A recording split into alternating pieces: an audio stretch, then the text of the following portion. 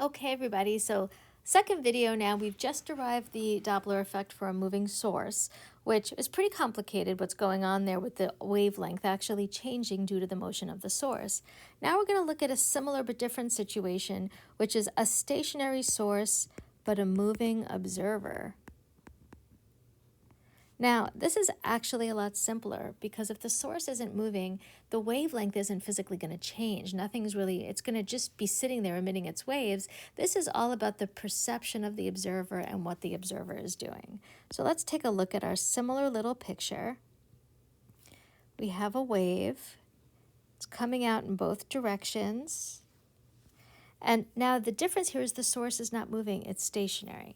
So the waves have a definite wavelength, their regular wavelength, they're being emitted at a frequency f, and they're traveling at a velocity v.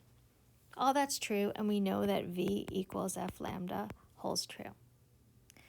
But now what's happening is we have an observer, and here she is, she's running towards the wave with a velocity, let's call it VO. So now we don't have a VS for V source, we have a VO for the velocity of the observer. We want to ask ourselves what's going to happen. Well, if you think about what's happening, the wavelength is staying the same in this case. It's not smushing up, nothing's running after the waves and, making them smaller. But now we have this observer who's running into the wave. And so as the waves approach her at a velocity v, and she approaches them at a velocity v sub 0, she's going to think those waves are moving towards her faster than they really are. So this is really an issue of perception. It's not really changing anything. It's just she's perceiving these waves as moving towards her faster than they really are. So because of that, because the waves seem to be coming at her more quickly, she's going to perceive them as more frequent. And so she's going to hear a higher frequency, just like in the case of the moving source, but for a completely different reason. So this is actually a little simpler in the algebra. So let's say that the observer is going to perceive these waves at a velocity v prime equal to v, the original velocity of the wave, plus her velocity moving towards the wave. So her velocity is the speed at which the waves are moving towards her, plus the speed at which she's moving towards the waves. And you might have even known this. If you're at the beach and you run into the ocean when the waves are coming at you, you think they're hitting you a lot more frequently than they are. And that's not because the waves are really any different. It's because it's the combination of your velocities that makes it seem like the waves are coming at you more frequently.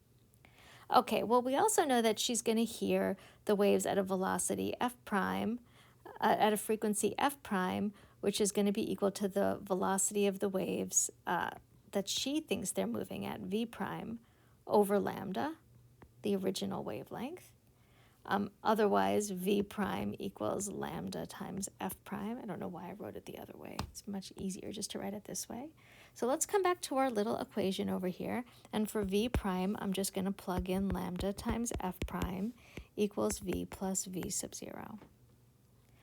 But I don't want any lambdas in my equation, so I'm going to come back here and use this equation and substitute in for lambda. I'm going to plug in that the real, lambda equals also the regular real velocity divided by the actual frequency of the wave. And so I get v over f times f prime equals v plus v sub 0. And then again, it's just a tiny little bit of algebra. We get that the true original frequency of the waves, but now it's a little bit different. It's v plus v sub 0 over v. It was reversed before. It was upside down and had a minus sign, equals f prime. Now I'm going to retrace my steps again. If I come over here, this would have been a minus sign. If the observer was running away, the waves would appear to be going slower. This would have been a minus, this would have been a minus, and would have been a minus. And so we get the moving observer